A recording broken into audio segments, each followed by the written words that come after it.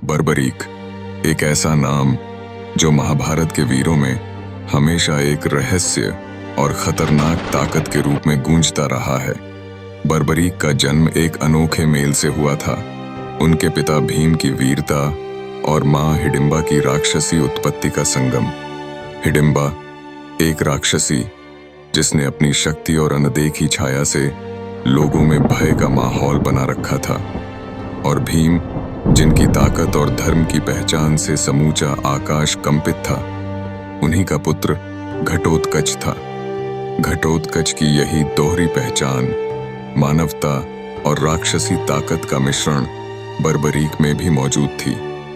इसी असाधारण विरासत को उन्होंने अपने अद्वितीय वरदान 3 अचूक बाण के माध्यम से साकार किया।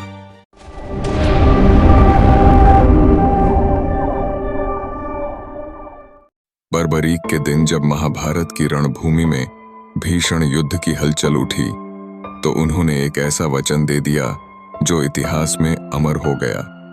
उन्होंने कहा कि वे हमेशा उस पक्ष का साथ देंगे जो अंततः हारने वाला होगा। यह शब्द सुनते ही हर योद्धा के दिल में एक अजीब सी दहशत फैल गई।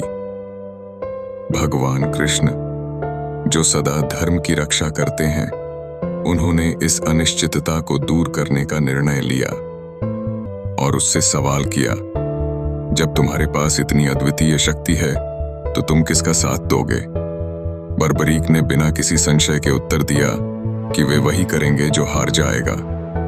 इस उत्तर ने कृष्ण के मन में गहरी चिंता पैदा कर दी, क्योंकि यदि बर्बरीक युद्ध में भाग लेते तो सभी योद्धाओं का सम्मिलित प्रयास किसी असंतुलन का कारण बन जाता। अतः उन्होंने तुरंत बर्बरीक से उनके 3 वरदानों की बलि के मांग ली। उस क्षण में जब बर्बरीक ने बिना किसी झिझक अपना सिर दान कर दिया, इतिहास ने एक ऐसा अध्याय जोड़ दिया जिसे अब शीश का दानी के रूप में जाना जाता है। यह बलिदान महाभारत के युद्ध के संतुलन को बनाए रखने का एक महत्वपूर्ण कड़ी था, जिसने धर्म की विजय में अपना अमिट योगदान दिया। इस अद्वितीय बलिदान के बाद कलयुग में बर्बरीक को भगवान कृष्ण के अवतार के रूप में प्रतिष्ठित कर दिया गया और उनका नाम बदलकर खाटू श्याम कर दिया गया। खाटू श्याम के रूप में आज उनकी पूजा विशेषकर राजस्थान में की जाती है। उनके मंदिर का इतिहास भी उतना ही अद्भुत है जितनी उनकी कथा। कहा जाता है कि राजस्थान के सीकर जिले के खाटू गांव में उनके सिर को दफनाया गया था और एक गाय ने अपने दूध से उस पवित्र स्थल को चिन्हित कर दिया था। इसी रहस्यमय घटना के बाद 1327 ईस्वी में राजा रूप सिंह चौहान और उनकी प्रिय पत्नी नर्मदा कंवर ने इस पवित्र स्थल पर मंदिर की स्थापना करवाई। लेकिन इतिहास में एक और दुखद अध्याय है। जब 1669 में औरंगजेब की सेना ने इस पवित्र मंदिर को ध्वस्त कर दिया, उस समय के राजपूतों ने अपनी जान के जोखिम पर मंदिर की रक्षा की, परंतु समय की हवा में मंदिर का स्वरूप बदल गया। बाद में 1720 ईस्वी में मारवाड़ के दीवान अभय सिंह ने मंदिर को पुनर्निर्मित करके नए जीवन का संचार किया, जिससे यह मंदिर आज भी हारे का सहारा के नाम से प्रसिद्ध है। खाटू श्याम का मंदिर न केवल धार्मिक श्रद्धा का केंद्र है, बल्कि यह इतिहास, संस्कृति और वीरता का अनोखा संगम भी है। यहाँ हर साल फाल्गुन माह की शुक्ल षष्ठी से लेकर बारस तक एक विशाल मेला लगता है, जिसमें दूर दूर से भक्त पैदल चलकर भजन कीर्तन करते हुए मंदिर की ओर रुख करते हैं। साथ ही कार्तिक शुक्ल पक्ष की देवउठनी एकादशी को उनके जन्मोत्सव का आयोजन अत्यंत धूमधाम से किया जाता है।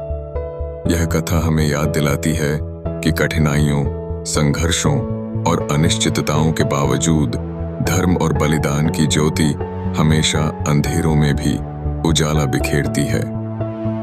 बर्बरीक का वह अद्वितीय बलिदान, जिसने युद्ध का संतुलन बनाए रखा, आज भी लाखों दिलों में प्रेरणा का स्रोत है।